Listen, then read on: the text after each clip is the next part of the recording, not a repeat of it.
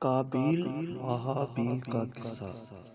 قرآن مجید میں حضرت آدم کے دو بیٹے قابیل اور حابیل کا قصہ ہے، اور ہم تم کو سناتے ہیں کہ حضرت آدم اور حضرت حوا علیہ السلام سے بہت سی اولادیں ہوئی۔ انہی میں دو بچے قابیل و حابیل تھے۔ قابیل بڑا لڑکا تھا، لیکن یہ ماں باپ کا کہنا نہیں مانتا تھا۔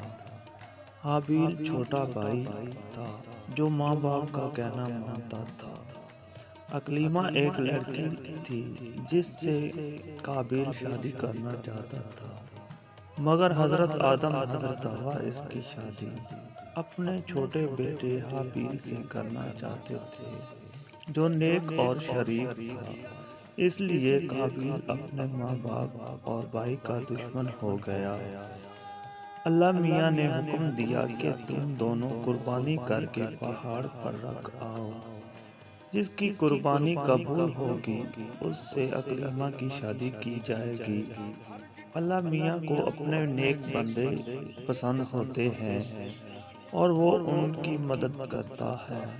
آسمان سے ایک آگ آئی اور وہ حابیل کی قربانی کو لے گئی، یعنی حابیل کی قربانی قبول ہو گئی۔ اب اس کے بھائی قابیل کو بہت غصہ آیا۔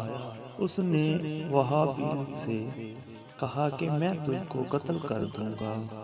حابیل نے کہا، اللہ نیک بندوں کی قربانی قبول کرتا ہے، اگر تم مجھ سے لڑو گے تو میں تم پر ہاتھ نہیں اٹھاؤں گا۔ آخر ایک دن قابیل نے حابیل کو قتل کر دیا۔ دنیا میں یہ پہلا قتل تھا جو قابیل نے اپنے بھائی حابیل کا کیا۔ قتل کرنے کے بعد قابیل کو فکر ہوئی کہ وہ حابیل کی لاش کا کیا کرے، کس طرح چھپائے۔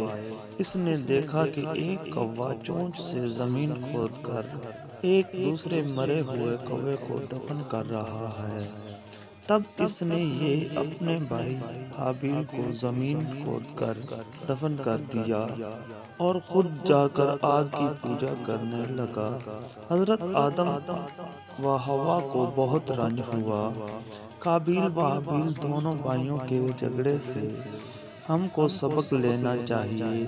ہمارا حقیقی بھائی یا مسلمان اگر ہم سے زیادتی کرے تو بہتر یہ ہے کہ ہم صبر کریں اور اپنے بھائی پر ہاتھ نہ اٹھائیں۔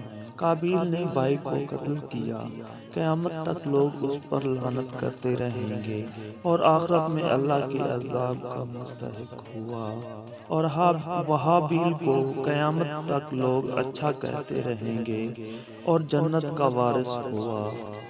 دوستوں، میری ویڈیو اگر آپ کو اچھی لگی ہو تو نئی ویڈیو دیکھنے کے لیے میرا یوٹیوب چینل سبسکرائب کریں۔ شکریہ۔